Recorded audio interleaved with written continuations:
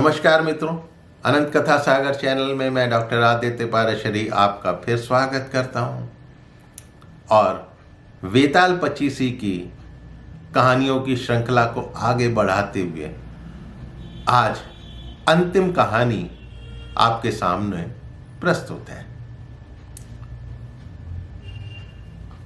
जैसा कि मैंने आपको पहले भी बताया कि वेताल में और विक्रम में, राजा विक्रमादित्य में एक शर्त लगी थी कि यदि कहानियों के बाद पूछे गए सवालों का जवाब जानते हुए भी यदि विक्रम नहीं बताएगा तो उसका सिर फट जाएगा, वो मर जाएगा।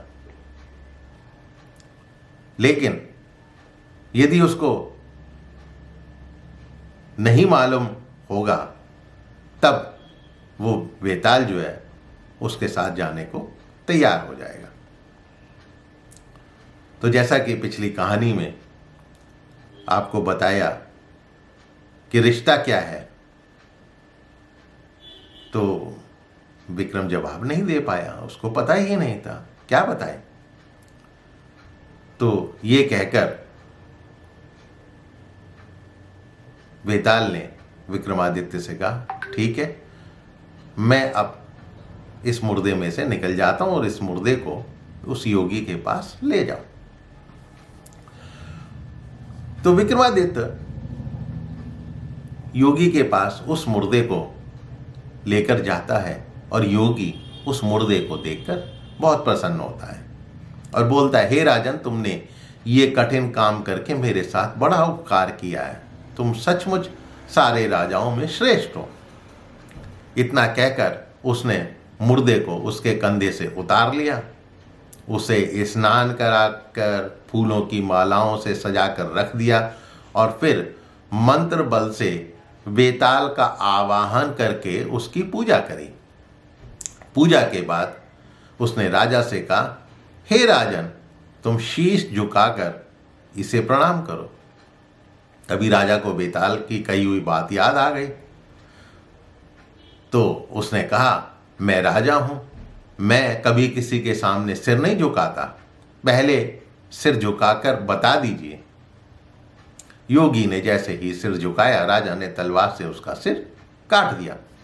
वेताल बड़ा खुश हुआ और बोला, राजन, ये योगी विद्याधरों का स्वामी बनना चाहता था, अब तुम बनोगे। मैंने तुम्हें बहुत हैरान किया है, बहुत परेशान किया है, तुम जो भी चाहो वो मांग सकते हो। राजा ने कहा कि अगर आप मुझसे खुश हैं तो मेरी प्रार्थना है कि आपने जो 24 कहानियां सुनाई हैं वे और 25वीं ये सारे संसार में प्रसिद्ध हो जाएं, लोग इन्हें आदर से पढ़ें। तो वेताल ने कहा, ऐसा ही होगा, ये कथाएं वेताल पचीसी के नाम से मशहूर होंगी और जो इन्हें पढ़ेंगे उनके पाप दूर हो जाएंगे। ये कहकर वेताल चला गया। उसके बाद भगवान शिव ने प्रकट होकर कहा, प्रसन्न होकर कहा, राजन, तुमने बहुत अच्छा किया जो इस दुष्ट साधु को मार डाला। तुम जल्द ही 7 द्वीपों और पाताल सहित सारी पृथ्वी पर राज्य स्थापित करोगे। इसके बाद शिवजी अंतर्ध्यान हो गए। काम पूरे करके राजा शमशान से नगर में आ गया। कुछ ही दिनों में विक्रमादित्य सारी पृथ्वी का राजा बन गया और बहुत समय तक आनंद से राज्य करते हुए अंत में वो भगवान में समा गया। तो मित्रों, इसी के साथ ही वेताल पचीसी की संपूर्ण कथाएं समाप्त होती हैं।